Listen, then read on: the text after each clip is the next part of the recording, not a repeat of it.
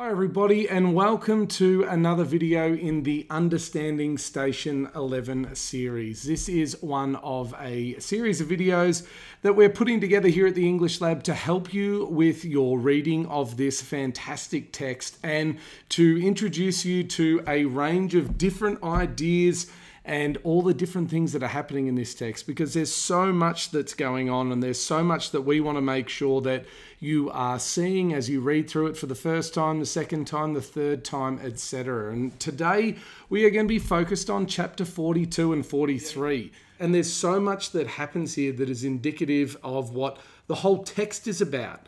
And so small little things that happen in these two chapters are actually representative and symbolic of some of the larger ideas that are considered throughout the whole text. And so it's one of those ones that's really worth just drilling down into and seeing all of the different things that happen. I'm going to be reading to you from a set of quotes that we have curated from these two chapters. From chapter 42 and 43, and I'm going to include in the description for the video a link to a PDF so that you can have access to those quotes as well.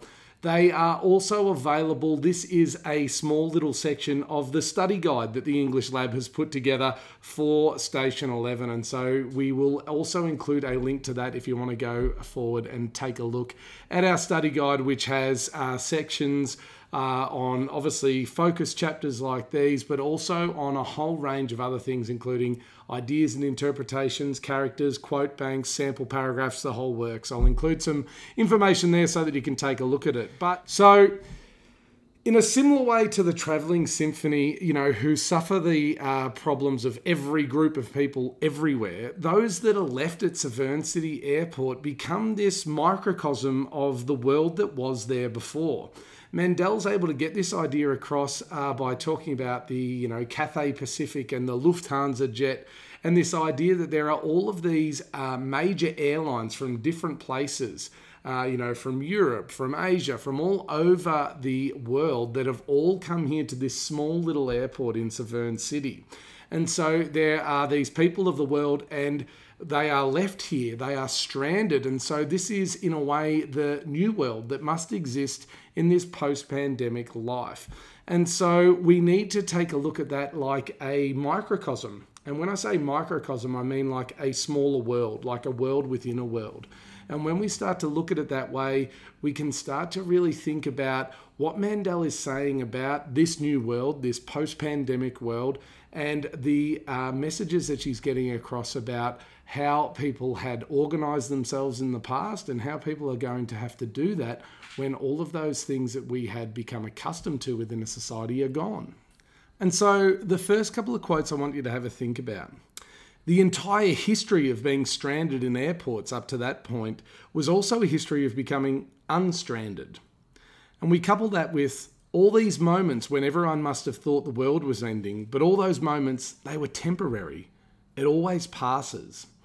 And so it really eats into that idea that there have been catastrophes in the world that these people have known. There have been these moments where they have questioned everything. It might have been natural disasters or terrorism attacks and these types of things, and where they have thought about, okay, this might be the end of the world, but someone has always been there to save the day.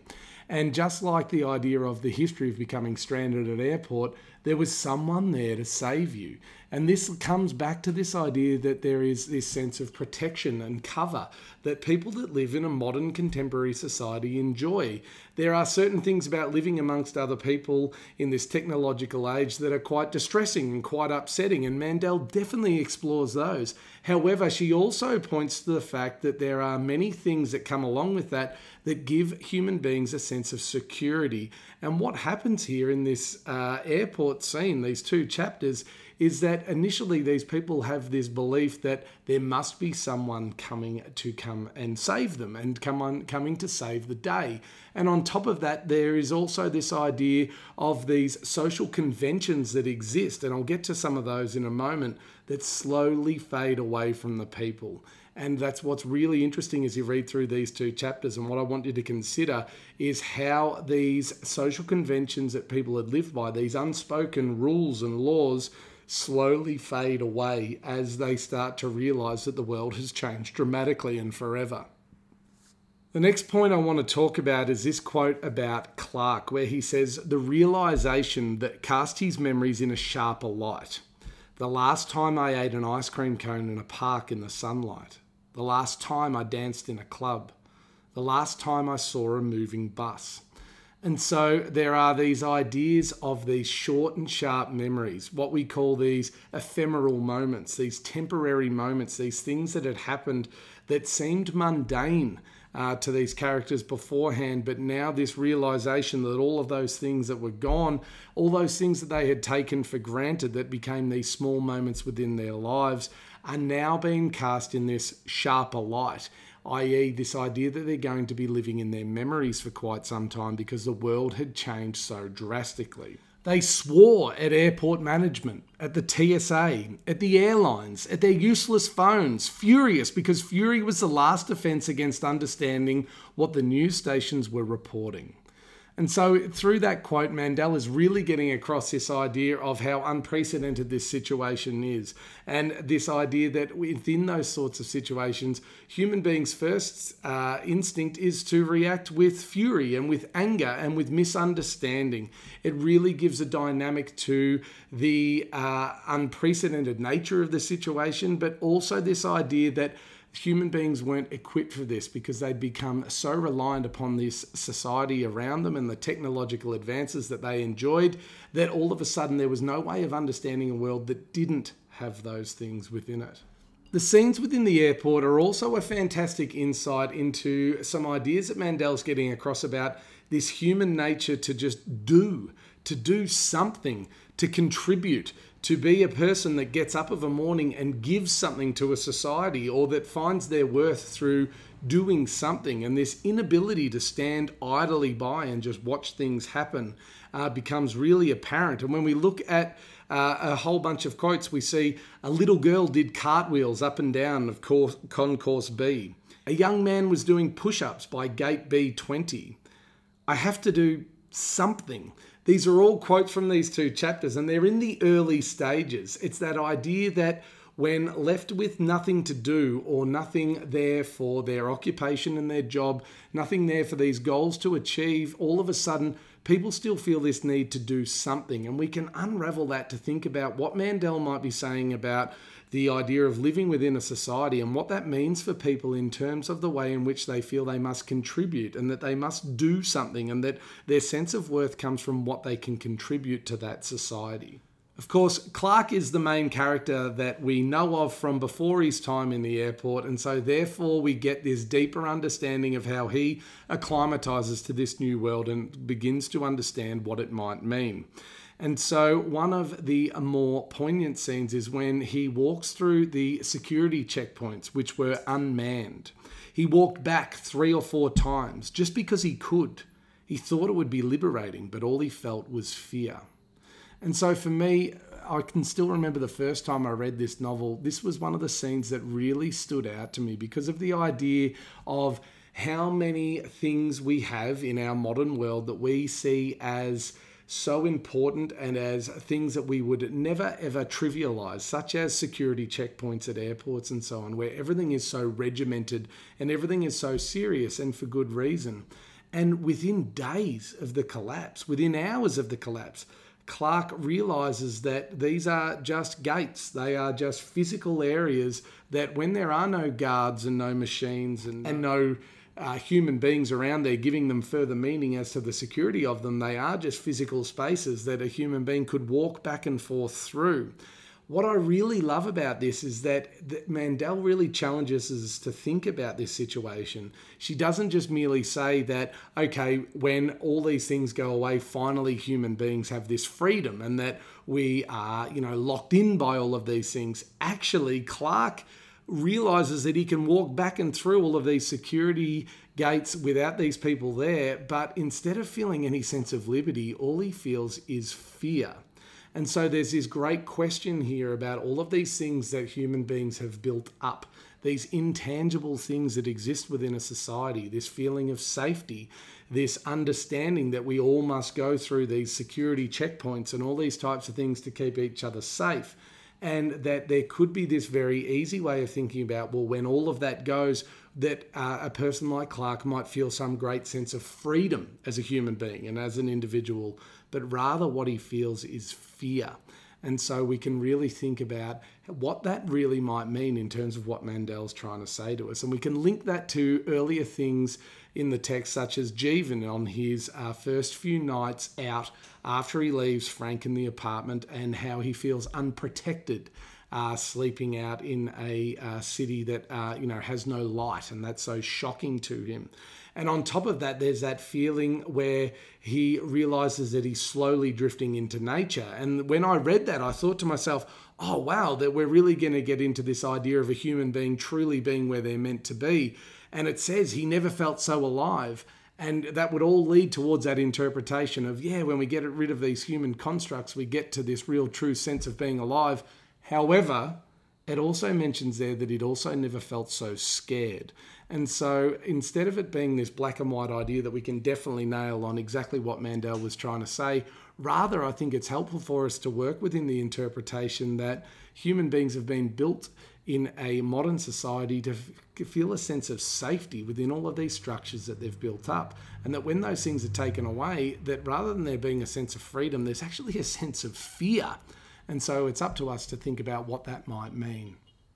Next up, I've got a very short quote where Clark thinks to himself, the fabric was unraveling. It'll be hard to come back from this, he thought. And I love this quote for so many reasons, but mostly because of that term fabric that is used, in that Clark is watching on the television screens as the networks slowly start to fade away and electricity slowly starts to fade away. And the use of the word fabric is this fantastic way of understanding that what has become unhinged, what has come apart from each other, is this social fabric.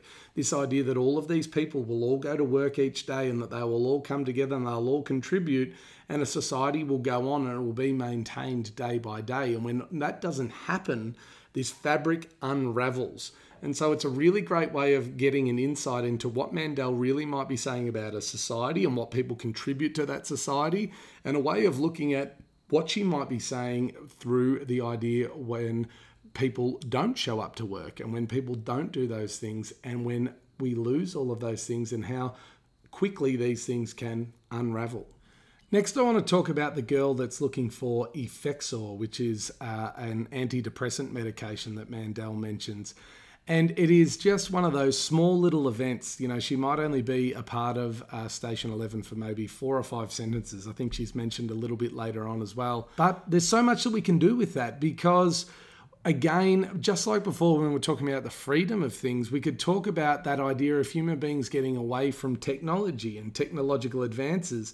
But Mandel includes this little detail as this way of saying that there are these people that without these technological advances, such as modern medicine, antidepressants, and these types of things, their lives are completely altered by that. And we hear later on, tragically, that the girl walks away and is never seen or heard from again. And so we need to have a think about why Mandel might include that little aside as a way of thinking about, okay, what are the messages that we've got here about the reliance upon a modern society, upon things such as pharmaceuticals and so on, upon the idea that, you know, we have these technological things and these privileges that we enjoy in this modern contemporary world, and how will it be if all of those things were taken away so swiftly from us? Of course, Clark becomes a central character within these 2 chapters because he is the person that we have known outside of the airport, as we've mentioned before. And one of the things that is most tragic is that he gets himself to this point where he starts to finally appreciate the closeness that he had to his partner, Robert. And so when it comes forward that Clark remembers the bouquet of tiger lilies that Robert had sent to Clark's office last week, that word bouquet is really, really interesting, because later on in the novel, we understand that Clark talks to another man, Garrett, and they talk about a bouquet again, but this time a bouquet of corporate cliches that they got caught up in. And the two men sit there in the late afternoon as the light is dwindling away, and they start to realize the things that they wasted their life on and the things that they didn't pay enough attention to. And so that idea of a bouquet, it becomes this idea of what was beautiful and what was there in front of Clark that he may not have paid enough attention to because he was so caught up being an iPhone zombie or a functioning sleepwalker and all those other terms that come up with the way that he was connected to his job. And so that bouquet of tiger lilies, and then these memories such as, Robert in the mornings. He liked to read a novel while he ate breakfast. Was Robert awake at this moment, Clark asks. And tragically, Clark starts to come up with this imaginary Robert that he puts there in his head because he needs to feel this closeness to someone, even though this has come up as a sense of denial, because there's probably a part of him that knows that Robert, like 99% of the world's population, is no longer here. Yet what's so telling is that the things that Clark starts to remember and the things that Clark starts to treasure are the smaller things, the smaller moments, the moments that connected him to people. And I'll talk about that again in another video that I will be putting up as a part of this series. But we need to think about all of these smaller moments that Mandel mentions and how these characters, when they are faced with such adversity, start to realize that that was what really gave their lives a sense of purpose and contentment and meaning. And so a quick little one now. There are two people that realize that Elizabeth Colton is here with her son. And they have this moment where they say, oh, I want to tweet this out. Oh, not much, just chilling at the end of the world with Arthur Leander's son and all these types of things. And it sounds really jarring and odd and this odd way of doing it. But Clark has this way of understanding that perhaps they're still in shock.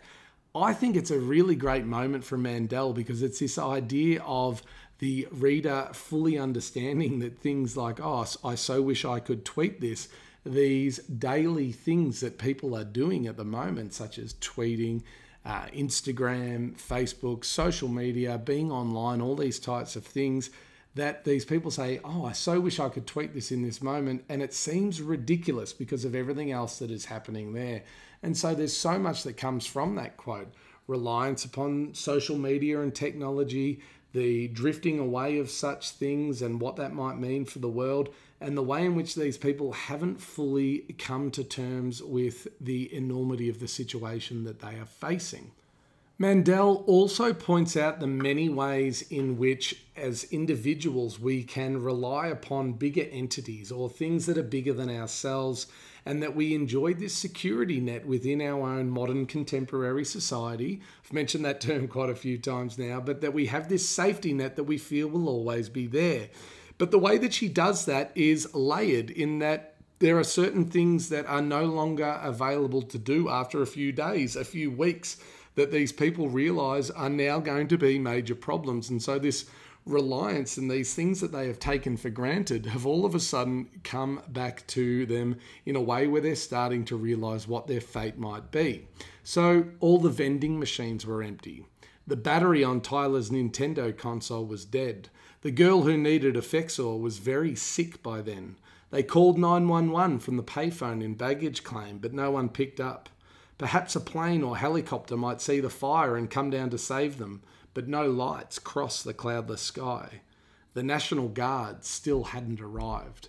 So that entire list is all quotes from these two chapters, and all of them come under that category of these things that would be so accessible in a world when it was running the way in which these people are used to. And so this reliance that we've had upon these things. And when we start to really break that down, when we start to look at the girl who needed medication, so we don't have the pharmacist that's going to work, we don't have the supply chain that can get her medicine to her, we don't have the batteries that can keep, Tyler's Nintendo going, we don't have someone to restock the vending machine. We don't have someone sitting there picking up the calls on 911 on the emergency line.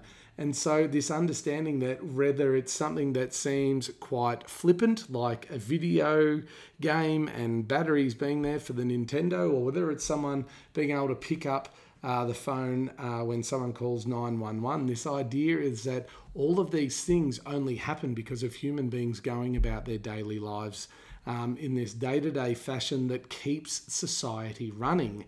And it becomes very clear to them very quickly that all of these things have faded away. And perhaps this world that they are living in is one where, vending machines are always stocked and we don't think too much about batteries because we just buy another one and we just go and get another prescription filled.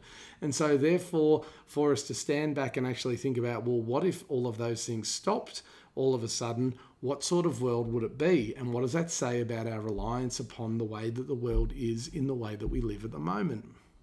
So we've talked about all of these social conventions that still exist within the airport and how it can be seen that day after day after the collapse, they slowly start to fade away until they establish this new society within Severn City Airport, and these tents that, are symbolic of where they live, and they start to have a sense of law and order. And Dolores actually calls the place home because that's what she comes to understand it to be. But we need to take a look at the way in which those things slowly start to fade away. And one of the most telling examples of that is where they look to take the food out of the Mexican restaurant that's there. And Mandel includes a quote, no one wants to be a thief. And so there is the businessman that puts his Amex card down there.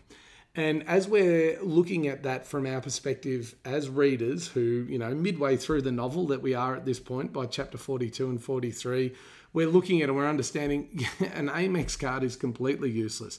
99% of the world's population is dead. Money means nothing. Your card means nothing. All of this means nothing. However, to those people, they still haven't let go of those conventions, that way of thinking about the world, and that money and that not being a thief or to not just take the food that is there because they are hungry is still these things that they hold on to. And that it is that idea that they feel okay to do it because that Amex card is put down by the till. And so it shows these, systems that we are still a part of that stay with people, even after the collapse, and that people wouldn't feel right without, thinking that, we're going to return to order one day and everything will be okay because all the food that we've taken, that will be charged to this Amex card, and that we're not stealing because someone has put that there. And there's this idea that, as if money still means anything in this world, they're still naive to what has truly, really happened. And Mandel mentions that, I left it next to the register where it remained untouched for the next 97 days. And that idea of 97 days means that it took that long for people to truly understand what was really happening. It took that long for people to understand, well, a credit card means nothing in this new world, and everything that we'd relied upon, and money and status and all those types of things in the new world was completely gone. And so we've mentioned Clark a whole bunch of times throughout these two chapters, and there is these series of quotes that I think really encapsulate his experience within it, and so many ideas that we can start to think about. And obviously it's not just about Clark, it's about all of these other characters that these ideas might relate to as well. And the first one that comes to mind is this idea of Clark was careful to shave every 3 days. And so that word choice from Mandel in him being careful, like this idea of him making sure that he didn't want to disrupt the norm too much, that he made sure that he stuck to this routine, that he was so caught up in this routine that he didn't want to disrupt it, because what happens when you realize that you don't have a job to go to, there's no real need for you to care about your appearance, and that really you don't need to shave every 3 days as a matter of course, because no one's going to care because there's nothing out there for you. And so he was careful to do that, which speaks to his character, not just about his sense of routine and the way that he wanted to remain himself, but also this idea in which He was fearful about what existed, in that if he didn't shave every 3 days, what did that mean about the world? Did that mean a complete loss of order? What would it mean for him and for all of these other people? On day 27, he parted his hair neatly down the middle and shaved off the left side. The haircut made him feel like himself again. And to me, when I first read that, it made me think, well, does this mean that this pandemic really truly reveals who we are as people? That perhaps Clark had spent so long building up this persona, this corporate idea of who he was and this job and what he could provide to the world and to this company that paid him, that he'd really lost a true sense of who he was. And that finally the pandemic had allowed him to come back to that. That can be up to you to decide. But this idea of physical appearance and how we want to present ourselves to the world, the fact that, like so many other things, you know, like with on day 7, the networks begin to blink off the air. You know, that idea that slowly within these first few days, these first few weeks, things about the society that people knew slowly started to fade away. What does that mean, and what might Mandel be saying through that? And the last quote that I want to finish up on is this idea of everything happens for a reason, Tyler said. And so the fact that Tyler is saying it, and the fact that we have heard it being put forward by his mother earlier, brings forward all of these ideas about people's need for reason, this need for understanding of purpose, about what they're here on earth to do and what their lives might be all about. Of course, unfortunately, what we begin to see from the prophet in the fact that Tyler becomes him is this idea of people taking that idea for reason and purpose and doing these unbelievably awful things with it. But what we can begin to understand from these early chapters within the airport is that if we look at Tyler as this child that is brought up with these preconceived ideas about everything happening for a reason, and these two texts that he based his beliefs on, the Dr. 11 comics and the Old Testament, is this idea of this warped view of the world and how human beings must, you know, scrap to get this sense of reason and purpose from their lives. So guys, that is just a range of quotes from chapter 42 and 43.